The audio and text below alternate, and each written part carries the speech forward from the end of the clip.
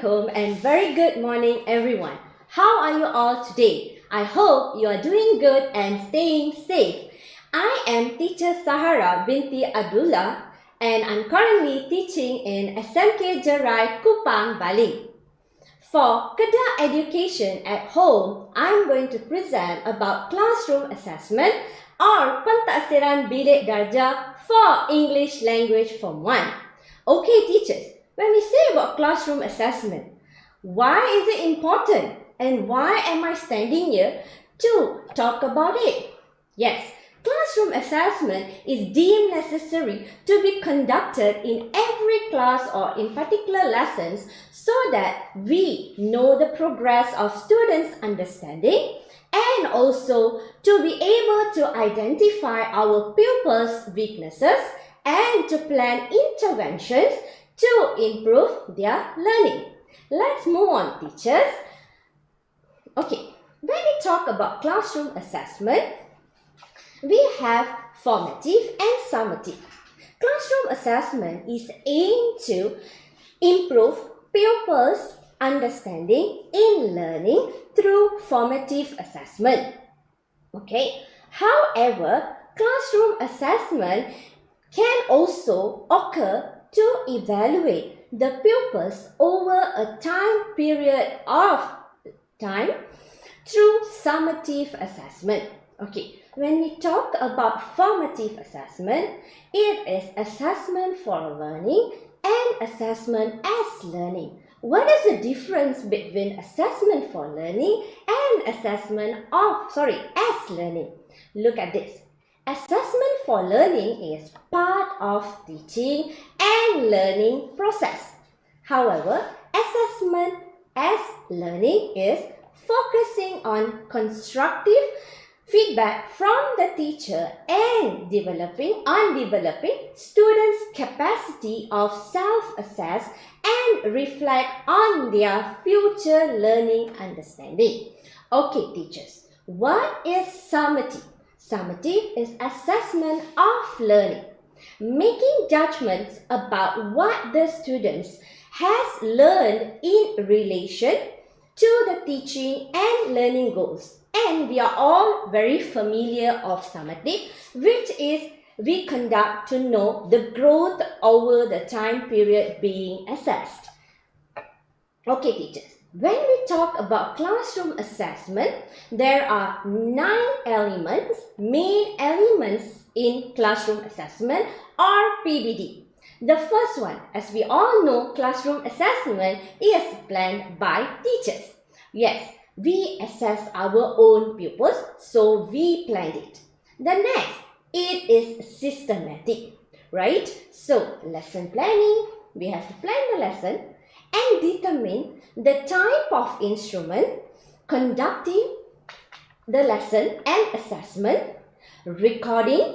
After record, of course, we have to analyze and doing follow-up plans and reporting. Next is formative and summative, as how I have mentioned earlier, right? It is conduct continuously to track our students' progress. Okay, let's look at the fifth main element. It is criterion-based. Okay, what is it all about? Yes, it is to assess pupils' performance based on content standard, learning standard, performance standard, and performance level. Okay, teachers, look at these 6 main elements of classroom assessment. It focuses on students' progress based on pupils' ability. And remember, we are not comparing the pupils. The next element, the 7th element, it is to track the students' progress in learning. Let's look at the next element, which is take follow-up actions. Yes, in PBD, we have to take follow-up actions. It is to resolve pupils' weaknesses in learning and to improve pupils' learning. Here comes the intervention. Yes, the 9th element.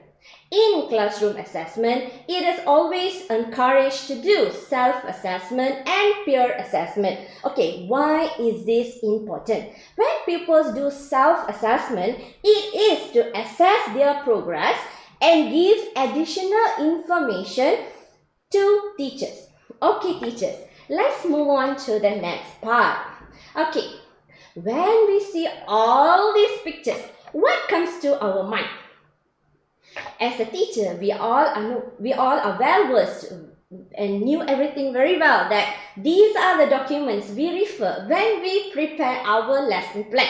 First of all, yes, of course, the SOW, English Language Form 1. Another, I would say the twin of SOW is the SKP, English Language Form 1. And not forgetting the past due, Teacher's Handbook. And since we are conducting assessment in our lesson, so what else we have to focus or we have to look into as our guideline? Of course, the guideline for classroom assessment, second edition 2019. Okay, why teachers we have to look into it? So that we plan our assessment in line with the PBD guideline. Okay, so this is the SOW which I refer for today's lesson or the lesson which I plan for today's presentation. This is textbook based lesson and this SOW is available in our SOW Form 1 English Language page 78. Let's move on. Okay, teachers, this is another important page or document we have to look at when we plan our assessment in the lesson. Why?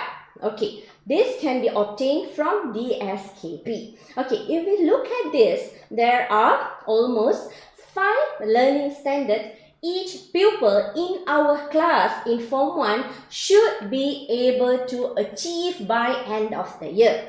And it starts from 3.11 until 3.1.6 and 3.2.1. However, the learning standard 3.1.5 and 3.1.6 will be taught in subsequent years. Okay, so it's not in Form 1. Okay, let's look at the next one. Yes, this is another important page or another important document each of us has to be referring to when we conduct assessment in classroom. Okay, let's look at the reading skills, right? This also obtained from the SKP, English Language Form 1. Okay, when we see here, the descriptors explains very well about how are we going to award the marks to the pupils for each of the performance level. Okay, so when we see it, there are 3 main reading skills each of the pupil have to be achieved or attained by end of each year or term. Example, okay, they are able to identify the main ideas and specific details in a text. Another skill is ability to use dictionary skills. And the third one is able to read and understand a variety of fiction or non-fiction texts. So the keywords in the descriptors exactly explains to us which performance level should we award to each of our pupils. Okay, example, for performance level 1, there is the keyword hardly understands. When we read and we see, when we observe the pupils and we see that they are hardly, the keyword is there is hardly. So when we realize they having difficulty and it's hard for them, then automatically we are going to award them level 1. But how about the level 6? Okay, when it is in level 6, they are independent. Okay, and also this particular pupil will be able to display exemplary of language used to others. So this is how are we going to award the performance level to our pupils. I hope it's clear till now and you are following me. Okay, teachers, let's move on with one sample situation. Okay, I think all of us have faced this situation and we are a little in doubt of how to award the performance level to this particular pupil if this situation occurs. Okay, let me read first. Pupil A is not able to answer the reading comprehension activities in complete sentence structure in written, but able to give the answers verbally. What is his or her reading performance level? Okay, in other words, I would like to explain is that, okay, teachers, when we do reading assessment, right, what normally, like in my classroom, sometimes I tend to give them the passage and a set of questions. So let's say we have 25 students. Among that 25 students, 23 students able to answer the set of questions somehow in sentence structures. But there are 2 students who are not able to answer in any complete sentences or even a word. So what am I going to do? How am I going to award the performance level? Am I going to just give them TP1 or the level 1 just because they are not able to answer in a complete sentence for the questions? No, it's totally unfair of me doing that for my pupils. Okay, what am I supposed to do? As we all are well informed, there are 3 methods of assessment. Okay, the first one, written. Second is oral. Third is observation. So now from my observation and from the written assessment from the questions, I know that they are not able to answer. But remember, this is assessing reading skill. So I will go and ask the students verbally. Let's say that particular student or the particular pupils able to answer me orally, okay, for that particular questions. And they able to give a proper answers verbally. Why not? I award them with a performance level higher ones. Because my aim is reading skill, not writing skill. So I hope everyone is clear. Let's move on. Okay, now this is the sample lesson plan I'm going to share for today. Okay, for this particular presentation. Okay, teachers, I'm focusing on the topic weather, lesson 54 to 55, theme health and environment, and the focus of level of pupils for today is mixed ability. Okay, the main skill and complementary skill for today's presentation, which I'm going to plan assessment is reading.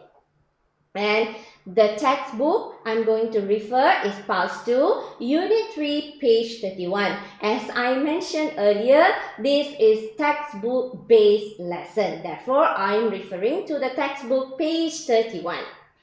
Okay, the main skill. When we talk about main skill, the content standard for this particular lesson is reading 3.1 and the learning standard is reading 3.1.2, which is understand specific details and information in simple, longer text. Okay, let's move on to the complementary skill. When I say about complementary skill, the content standard is same as the main skill, which is reading 3.1, and the learning standard is reading 3.1.1, which is understand the main points in simple, longer text. Okay.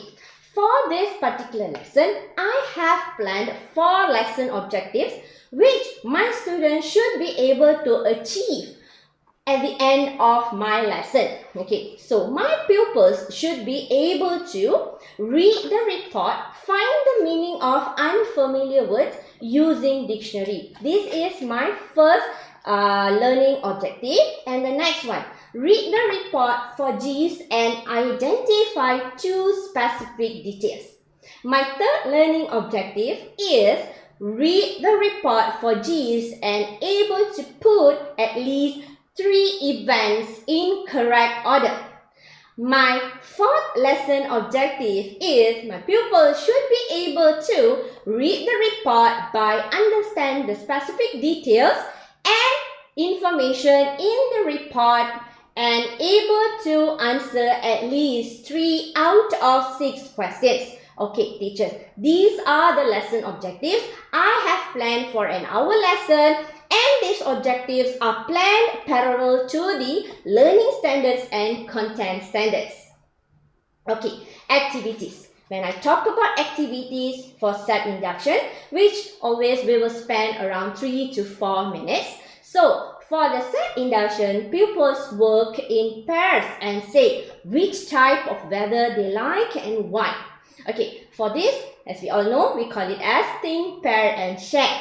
Okay, next, for the main activities part of my lesson, okay, what am I going to do? First, I'm going to divide the pupils into groups. Okay, how am I going to divide them? I'm going to use color codes to divide them. Okay, and once they have taken their place in their own groups, what am I going to do? I am going to assign each paragraph, the groups with paragraphs. They are not going to read the whole text, so they are going to read only one paragraph. If we see here, it's like group 1 and 2, paragraph 1, group 3 and 4, paragraph 2, and group 5 and 6, paragraph 3. So this is what we call as jigsaw reading. Okay, for jigsaw reading, and we continue. Okay, so just now they have assigned with paragraphs. Now what the pupils have to do?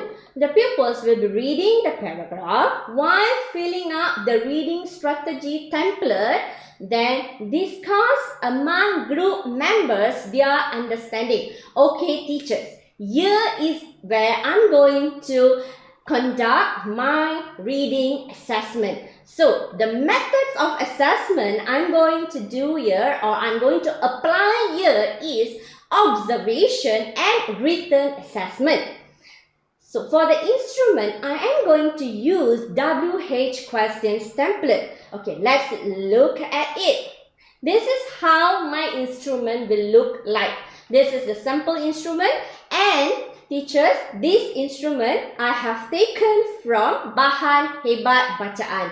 Teachers, there are many instruments or templates available or materials available in Bahan Hebat Bacaan, especially for reading strategies. So don't miss it. Please use it in our reading lessons. Okay, now, so this is the sample instrument which I'm going to use to assess. Okay, what is the objective here? I want to know whether the pupil is able to write at least 2 specific details and be able to read or understand. That's the thing. So, how? Next, once I've seen that, the step 4 and step 5. Once they have filled up, okay, they have divided into groups, they have read, they have filled up on their own, they have shared with their group members. Now they are going to move to other groups. Okay, so each group head stays and the rest stray to other group assigned to them. Okay, let's look at it. This is what I called as 1 stays and 3 stray. As we all know, I have used like 3 activities, fun learning activities throughout my lesson. First, think, pair and share. Second is jigsaw reading, and the third one is 1 stays and 3 stay. So from here, we can actually instill the 4 C's of 21st century teaching and learning, which are collaboration. Yes, of course, they're going to collaborate with their classmates, and they're going to communicate, and somehow they have to think creatively and critically to deliver their whatever content to other group members, right? So next, once they have visited their friends and everyone, the group head stays and explains the passage to the pupils who visit their group and take note of the important points. The pupils return to their own group and report it to the other group members. This is the normal procedure we always do for jigsaw reading. And step 6, okay? Again, we are still in the main activity part of the lesson for reading. So pupils share the understanding about the text to the class. Yes, they have returned to their group, they have discussed about the content of all 3 paragraphs, and they know what is going on in the full text, right? Full report. So now they can actually share their understanding about the text. Okay, now I'm not going to stop there because I have another objective, right? Another one objective where students, our pupils, attempt the activities in past to page 31. Again, I'm going to conduct the reading assessment here where pupils attempt activity 2 and 3. This is merely from the textbook. So the method of assessment now I'm going to do is observation. Okay, teachers, again, I would like to highlight a situation. Okay, this situation is also for the first instrument which I used. Okay, let's see. When I apply the first instrument, when I give them the first instrument and also these activities, my pupils, let's say, there are few who are not able to write or in a complete sentence for these and also write anything in the first instrument I have given them. Am I going to award just TP1 or performance level 1 just because they are not able to write anything? I'm going to stress this again and again. No, no, no. Okay, I am going to assess them through verbally or oral assessment. I'm going to ask them what they understand, whether they're able to identify the specific details, main points. If they're able to give me a proper sentence or give me a good answers, why not? I award them higher than the normal TP which I have mentioned earlier. Okay, now let's move on. This is sample pupils assessment record I am using for my assessment. Teachers, this is sample which I use, which I create. Okay, this is not the standard form and we don't have any standard form, right? So, how am I going to assess the students' reading skill? Yes, as I mentioned earlier, through my objectives, through the lesson standards, through the content standard and everything. So, the descriptors I have written here are identifying the main ideas, specific details in the text, ability to use dictionary skills. Okay, all these are also in my objectives, and also shows the ability to read and understand a variety of texts. So when the students perform each of the activities, I can clearly see, observe, and I can really use the 3 methods of assessment to identify the student's performance level. And also, this will be a checklist for me if my pupil only able to answer me verbally, right? Okay, let's look at the next slide. Teachers, are you all following me? Are you all clear? Okay, main activities. This is the last part of my activity. For the main activity, pupils share their answers. Okay, that's all. And the closure of the whole lesson, pupils share their understanding of the words in word check on their own language. Okay, because in the textbook we have few words where the students or pupils are able to know before, through the lesson, right? So this is what I'm just going to do. And look at this. This is the most crucial part which we talk when we talk about pupils' progress record. How are we going to record the progress of our pupils? Teachers, again, this is sample which I did to record my pupils' progress record. As you can see there, I have written the content standard, my student's name, and I have overall performance column at the end. Okay, I will be recording their progress from one content standard to another, learning standard to another, and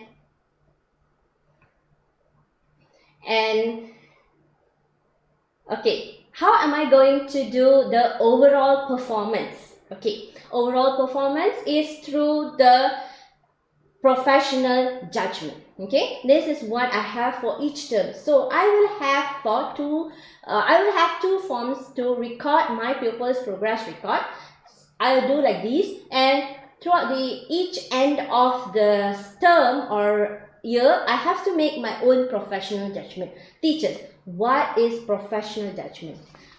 Why we say it as professional judgment? Okay, here it comes. Okay, when we say professional judgment, there are 4 main elements, which are the first one, knowledge. Why we say it a knowledge? Yes, we teachers should well equipped with content knowledge teaching strategy, and also able to assess the pupils. Okay, and next is professional responsibility. Through our professional responsibility, we can make the professional judgment. How? Conduct assessment responsibly and ethically on knowledge, based on knowledge, pupils' input, and with the experience we have. So we have to work systematically and holistically. Now, the third one, how are we going to make our professional judgment? Of course, from input from pupils. Teachers analyze and evaluate based on observation, two-way communication, Q&A, and many more, right? Many more methods.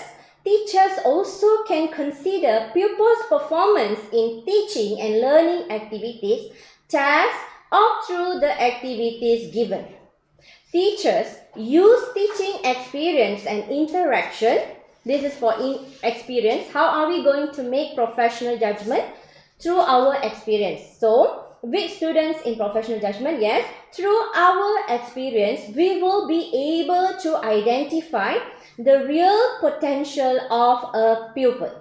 However, assessment must be done professionally. Remember, teacher, we have to assess the pupils professionally, systematically, and holistically. Now, look at this. This is types of instruments. Okay, for the three methods of assessment, I'm going to share. Okay, for the first one, observation. There are about 4 types of instrument: anecdote, running record, checklist, pictures of activities. Next, for written, there are about 7 types of instrument, which are feedback form, self-assessment, rubric, rating scale, peer assessment, checklist, worksheet, or tabulation. And the last one, the method of oral assessment, we conduct from student to student, student and learning material, student and teacher.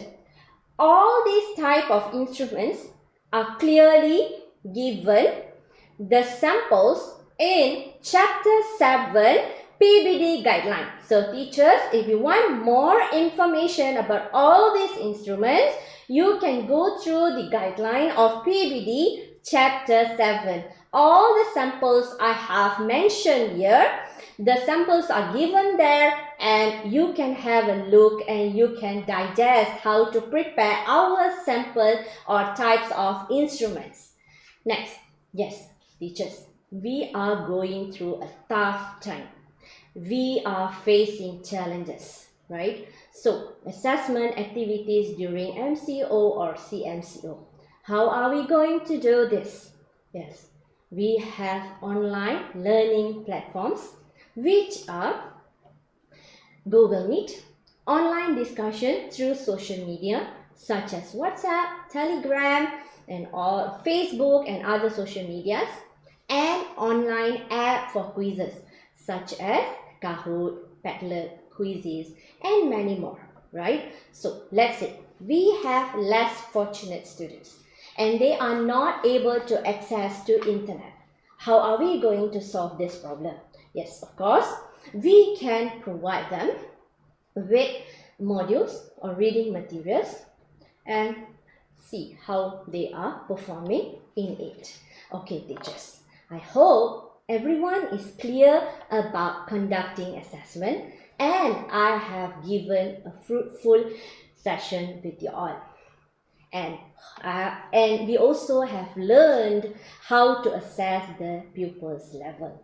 I am very sure, teachers, we are very creative and you are creating wonders in the classroom, right? So, I'm very sure we will be able to conduct classroom assessment or PBD holistically and systematically.